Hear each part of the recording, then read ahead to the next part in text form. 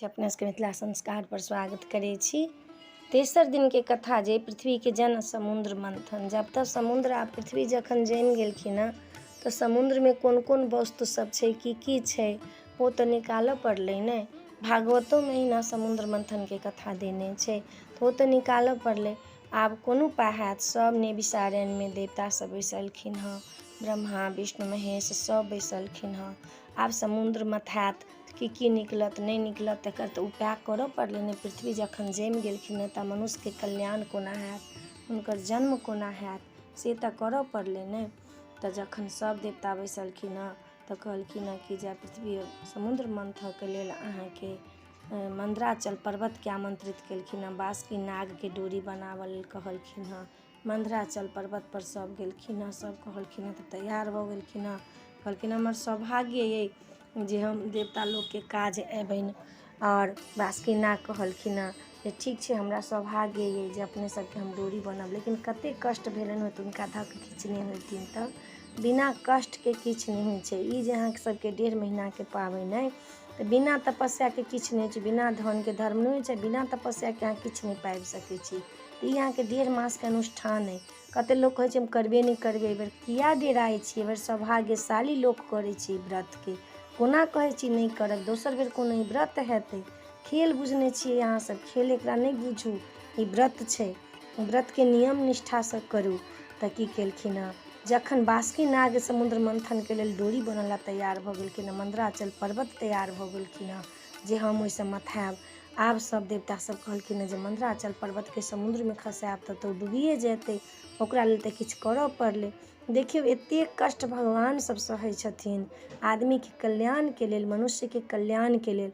तखन भगवान विष्णु कहलखिन हँ जे कोना कऽ हेतै, एकटा तऽ कोनो उपाय करऽ पड़तै। विष्णु भगवान कहलखिन हँ कच्छप रूप के धारण कऽ कऽ तखन कहलखिन हमरा पीठ पर अहाँ सबके मंदराचल पर्वत के खसाउ आ तखन माथब समुद्र।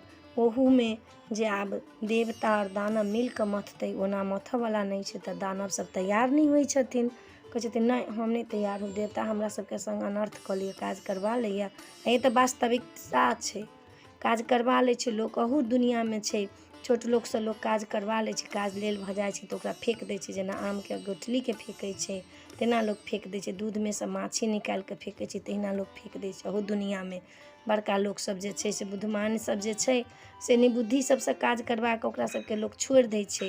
एहिठमन बहुत छै दोस्ती यारी नौता करै छै लोक, तऽ देखै छी जाबे मतलब रखलक ताबे दोस्ती रखलक, मतलब निकलि गेल तऽ दोस्ती के छोड़ि देलक। से नहीं करू। तऽ आब ओ राक्षस सब करै छथिन कि जे हम नहीं जायब तऽ हम नहीं जायब। लेकिन सबके फेर निहोरा कलखिन जे अमृत जे भेटत नहि तऽ अहूँ सबके देव। राक्षस सब तैयार भऽ गेलखिन जे बाप रे अमृत पी लेब तऽ अमरे भऽ जायब। कोनो लोभ तऽ देबऽ पड़लै ने, जहन नहीं कोनो किछु काज करला होइ छै लोकके तऽ लोभ देबऽ पड़ै छै। तऽ लोभ देलखिन हँ जे हाँ अमृत अहूँके देब। तैयार भऽ गेलखिन हँ सब गोटा। तैयार भऽ कऽ एम्हर देवता सब जे छथिन से पूछ तरफ बासुकी के भऽ गेलखिन हँ, फूफ तरफ जे छै फुफकार छोड़ तरफ से भऽ गेलखिन हँ। दानव सब समुद्र मथाए लागल। आब समुद्र मथाइत मथाइत अहाँके जे छथिन बासुकी जे फुफकार छोड़ छथिन से जते हुनका मुँह से गाज निकलै छै सब दानव सब पर जाइ छै। तै तो सब जे दानव सब जे छथिन से सब कारी कारी छथिन आ देवता सब पूछ तरफ छथिन। गर्मी से बेचैनी भेल छनि, इंद्र भगवान वर्षा कऽ देलखिन हँ। समुद्र जे मंथाइ छै तऽ मंदराचल पर्वत पर मोती मूंगा गाछ पात जते छै से सब टकराइ छै तऽ आगि निकलै छै। आगि निकलै छै तब इंद्र भगवान ऊपर से वर्षा करै छथिन, तब सबटा जड़ी बूटी जरि जरि कऽ मंदराचल पर्वत के सबटा समुद्र में खसि पड़ै छै। तऽ समुद्र के पानि नुनगर अहाँके भऽ गेलै। वही ला समुद्र के पानि नून सन के जे लगैया ओहि पर से जखन समुद्र मंथेलनि हँ तऽ ऐरावत निकललनि हँ, ओ इंद्र के सौंपा गेलनि हँ। कल्प वृक्ष निकललनि हँ तऽ इंद्र के सौंपा गेलनि हँ। धनवंती निकललनि हँ, इंद्र के सौंपा गेलनि हँ। वज्र निकललनि हँ, इंद्र के सौंपा गेलखिन। राक्षस सब कहलखिन हमरा सबके किछु नहि। कहलखिन अखन ताबे धराइ छै धन कोष में, जखन धन इकट्ठा भऽ जेतै तखन ने सबके बाँट बूट करब। तखन लक्ष्मी निकलखिन हँ तऽ लक्ष्मी से विवाह करला तैयार भऽ गेलखिन सब दानव। कहलखिन कि हिनकर स्वयंवर हैत, जिनका से मन करतनि तिनका से विवाह करथिन, अखन अहाँ सब चैन रहू। फेर जरासंध जे छथिन से निकललखिन हँ, ओहि में से राक्षस जे छथिन सेहो निकललखिन हँ। नहि तुलसी के पति जे छथिन से तकर बादमे अहाँके ओहिमे सँ विष निकललखिन हँ। जखने एनाके विष घरघराइत हरहराइत निकललखिन हँ। आब ई विषके पियत दानव सब बेहोश भऽ गेलखिन हँ। ओहि विष कालकूट विष छै ने, विषसँ दानव सब जे छथिन से बेहोश भऽ गेलखिन हँ।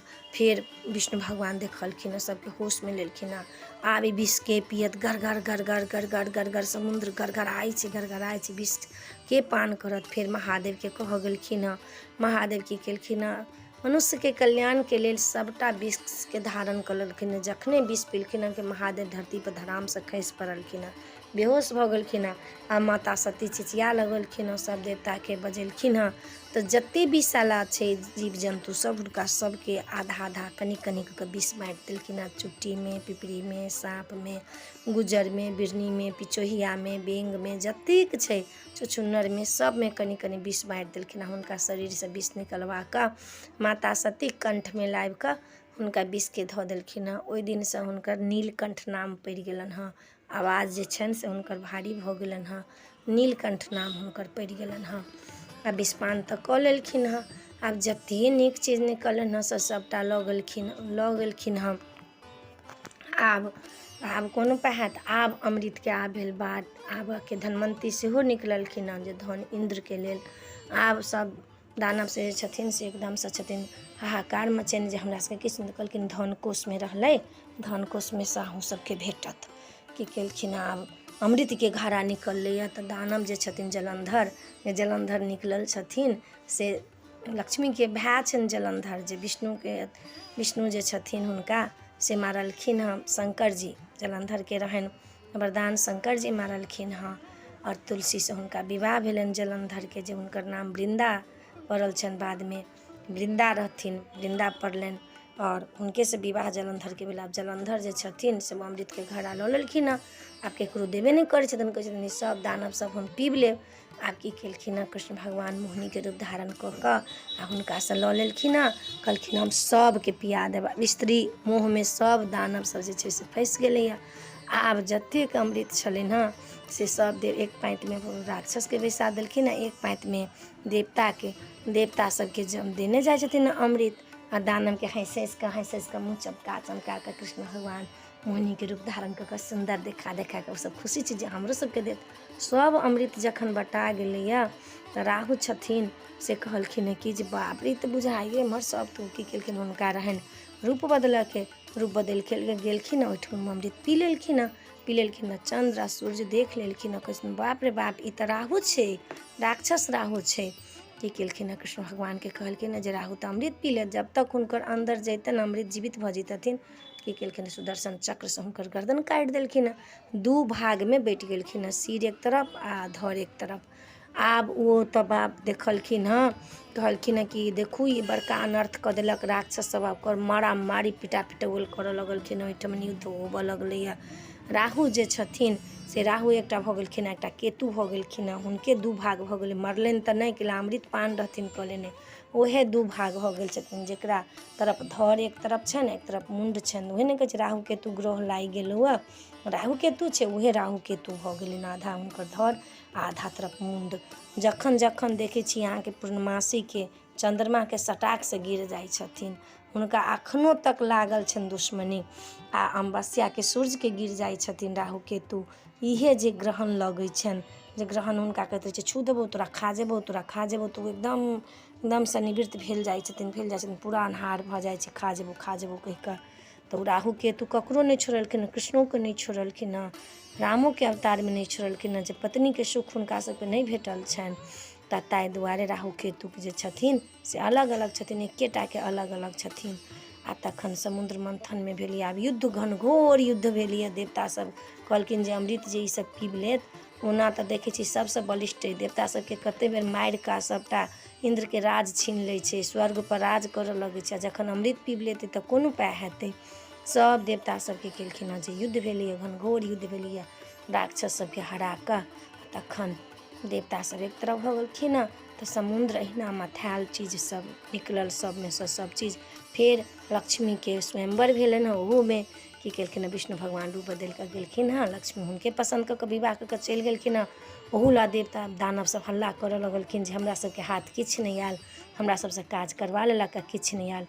फेर बासुकी मन्त्राचल पर्वतके देलखिन हँ जे अहाँके पर्वत परसँ जे दवाइ जड़ी बूटी जतेक छै से अहीँके पर्वतपर भेटत, हमसब अहाँ सबके आशीर्वाद दै छी। मन्त्राचल पर्वतके आशीर्वाद देलखिन हँ। बासुकी नागके कहलखिन हँ अहाँ सर्पके योनिमे नहि रहब, जन्मे जे यज्ञ करथिन तऽ अहाँ ओहि यज्ञमे नहि भस्म हैब, ओहिमे हिनकर जे छनि आस्तिक मुनि भगिना से हिनका रक्षा करथिन, हिनका बासुकी नागके हुनका जन्मे यज्ञमे नहीं जा देथिन, जे हुनको यज्ञसँ सब सर्पके नाश कऽ देथिन। हिनका कहलखिन हँ आस्ति मुनिके हिनका रक्षा करऽके लेल, तऽ आस्ति मुनि भगिना छथिन से रक्षा करथिन। आ तहिना कऽ कऽ समुद्र मंथन भेल, बासुकी नागके हुनको वरदान भेट गेल। देखियौ देवता सब जे छथिन, अहाँ विश्वास करबनि किनको पर तऽ अहाँसँ कोनो चीजके अहाँ पूजा कऽ लेबनि विश्वाससँ आ धर्म नहि हैत या फल नहि भेटत से अहाँ नहि सोचू, फल जरूर भेटत। कोनो चीजके जे छै से तपस्या अहाँ करबनि हुनका नामसँ तऽ अहाँके फल जरूर भेटत।